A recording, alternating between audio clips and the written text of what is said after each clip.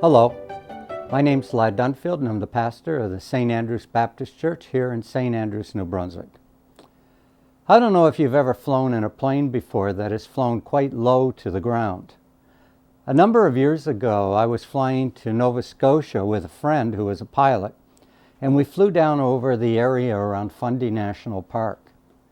As we were flying along, we noticed a number of log trucks coming out from the land around Fundy, and behind them were large streams of cars lined up. They couldn't see the road up ahead. And as a result, they didn't know when to pass or how to pass. And so they were just lined up. There must have been 10 or 11 cars behind these two big pulp trucks hauling wood. But I could see, and I could see way up the road. And I could see there was nothing coming. And I thought, wow, all they have to do is go out around the trucks, they'll be all right. But of course, that's a dangerous thing to do. So they couldn't do it.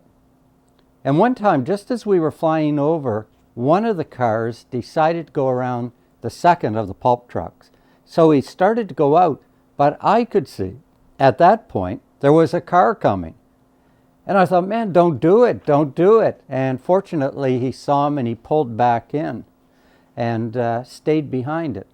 They couldn't see what was going on, the cars behind the pulp trucks, because they couldn't see the whole picture. All they had was this narrow little snapshot.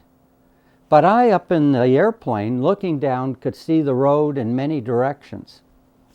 Years ago, I used to live in the Boston area. And before we would go into the city in the evening or late afternoon, we would always check the airport reports. And they would have different channels, would have helicopters up. And the helicopters would be taking a view of all the roads around Boston, 95 and 128, all the major highways around the Boston area. And they would tell you where there were backups and how if there were any accidents and what alternative routes should go. And they were taking a look again from looking down from the sky. They could see where all the problem spots were. They could see where there was room to keep moving if you went on an alternative route. But again, if we had just gotten into the traffic, we wouldn't have known that we should have gone up through Malden or something. Instead, we would have stayed on 95 or something and run into traffic. And so you make these changes based upon the idea that is looking down, the airplane or the helicopter can see the big picture and you can't. And that's how it is with your life journey. If you kind of think of God as in that plane and he's looking down, he sees your journey in life. And you sometimes only see a small part of it. You only see the snapshot of where you are in space and time right now. But God sees this big picture. And he needs to communicate to you about how that journey you're taking and how it works and how it moves ahead and how you can avoid some of the spots in your life that are going to cause you problems. In the Gospel of John, in the 4th chapter, is a great story. The story of Jesus going up through Samaria, and he meets a woman at a well. And the story is sometimes known as the Samaritan woman. It's found in John chapter 4, or the woman at the well. And I'll just read one text from that, and you'll get the idea of what's going on. And so Jesus had asked her for a drink. She had responded, "How is it that you, a Jew, would ask me for a drink? After all, you don't have anything to do with us and everything." And she doesn't understand that Jesus is talking in spiritual terms while she's talking in literal terms. And here's what the text says in verses 13 and 14, two texts. Jesus answered, "Everyone who drinks this water will be thirsty again. But whoever drinks the water I give them will never thirst. Indeed, the water I give them will become in them a spring of water, a spring welling up to eternal life." In Jesus' time, they believed the heart was where the wellspring of life flowed from. They believed that it was in the heart is where all of life just sprung up out of life. And Jesus comes along and he says to the woman, you know what? You are going to thirst and thirst again and thirst again for a real meaning to your life unless you drink of the streams of living water. And so what Jesus is saying to her is, so many of the things that you think are important in your heart, that give meaning to your life, that flow out of you, really are empty. And they're not going to take you anywhere. A number of years ago in the Village Voice in New York, a lady wrote an article, and she talked about all of the famous people she had met over the years in New York. They had gone on to be actors and movie producers and writers, and she said, overall, she said, they were an amazing bunch of talented, exciting, dynamic people, having a wonderful time in their life. But she said, when I met many of them years later, she said they were cynical, they were hard-nosed, they were indifferent, they had lost the shine of their life. And she said, you know what I think? She said, I think that what happened to most of them is all their life they were searching, they were thirsting for something. They were thirsting for success, for wealth, for fame. And when they got it, they realized it was pretty empty. There was nothing to it.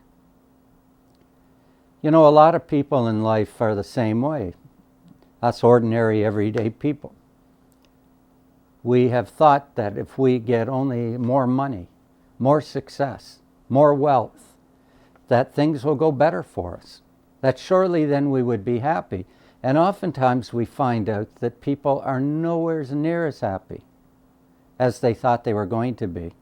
And as a result of that, we do three things in life. Most of us do three things when we thirst for something and that thirst is not completed. The first thing we do is we blame the thing.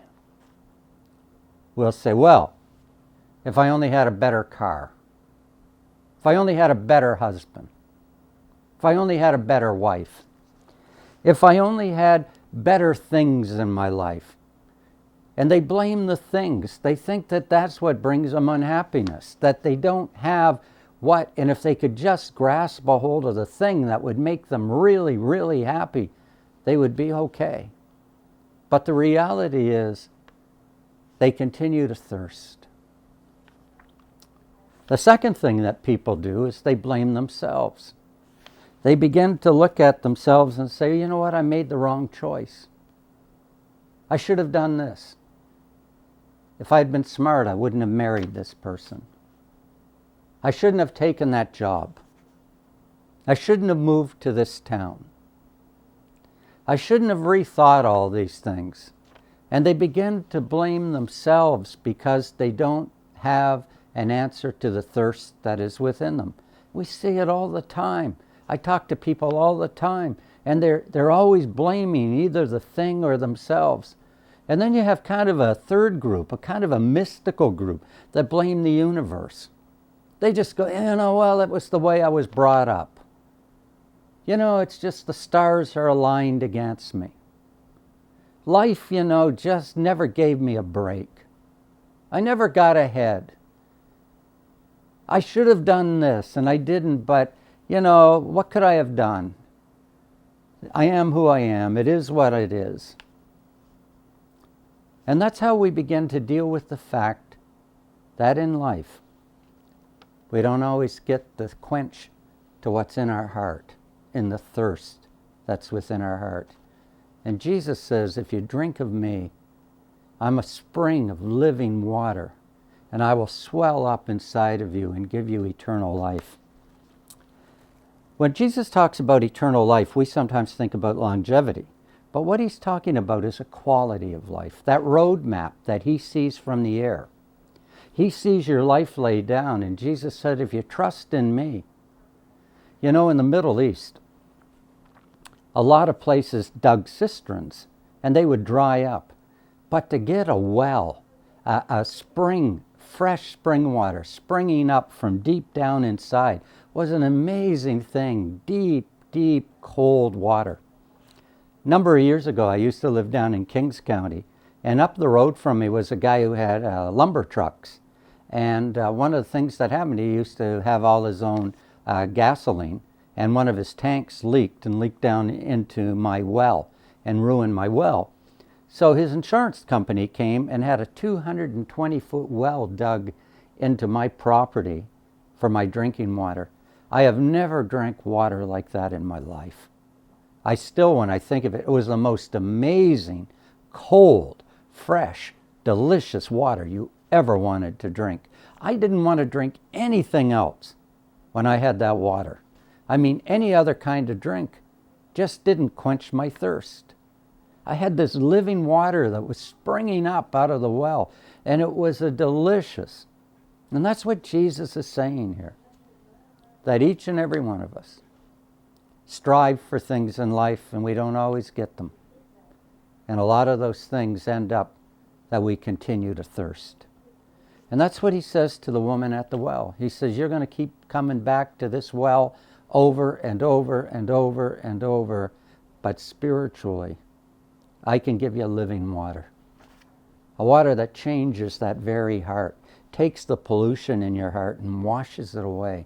And it fills you with a new beginning and a satisfaction and a peace and a joy that just remake you and recreate you and give you joy and happiness within your life. And it lets you know that striving after things and after accomplishments are not the answer to life. There's nothing wrong in those things in themselves, but they don't bring the happiness that a person strives for in their life. We continue to thirst unless we come to the well that has a spring of living water. Jesus sees you, your life as a road. He sees you moving, and he sees all the roadblocks. He sees all the hassles. And he looks down and he says, you know what, I just want to communicate with you. I want to show you for your heart that spring of living water that will help you on your journey, that will make your journey happier and easier and more successful. I want you to have a peace that passes all understanding. I want your life to be filled with joy. In this age of COVID-19, that's really something to think about. I cannot get over how many people are filled with fear. We walk down the street and people will walk out onto the road to avoid you. People will just run around and just stay away from you. And we're starting to build this separation, and they call it the new norm. Well, I'm not ready for the new norm. I'm not ready not to give my friends hugs and to have relationships again where we hang out in each other's homes and we can have fun together. And Jesus says, you know, but this is where you are in life right now. No matter how much I want to change it, I can't. And so God says to me, what I can do, though, I can change your heart and how you look at things. I can give you that spring of living water that gives your life a new meaning and a new direction and a new quality. I can show you how to get around all those lumber trucks without an accident. My name's Dunfield, and I'm the pastor of the St. Andrews Baptist Church here in St. Andrews. If you need to get in touch with me, it's Ladd, L-A-D-D, at thebeggardance, all one word, .com. And we invite you on Sundays to go to our Facebook page, St. Andrews Baptist Church, all one word, on Facebook to watch our Sunday service. And you'll find the time out on Facebook. Thank you for watching.